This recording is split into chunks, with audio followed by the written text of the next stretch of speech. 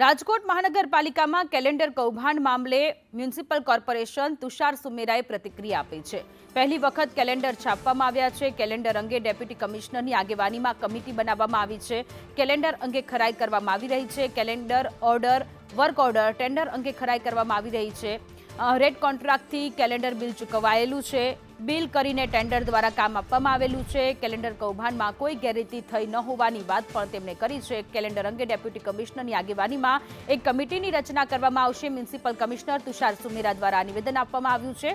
અત્યાર સુધી તો તેમણે દાવો કર્યો છે કે અત્યાર સુધી કેલેન્ડર કૌભાંડમાં કોઈ જ તેમાં કોઈ તથ્ય નથી તે પ્રકારની વાત કરી છે, કારણ કે જે આખી પ્રોસેસ છે એ પ્રોપર રીતે થઈ હોવાની વાત તુષાર સુમેરા દ્વારા કરવામાં આવી રહી છે।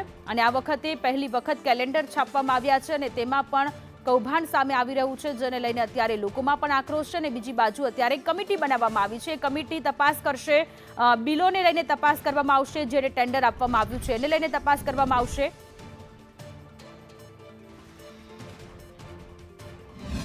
એટલે કમિટી બનાવી અને અમે ડેપ્યુટી કમિશનરના અધ્યક્ષસ્થાનમાં એક કમિટી બનાવી।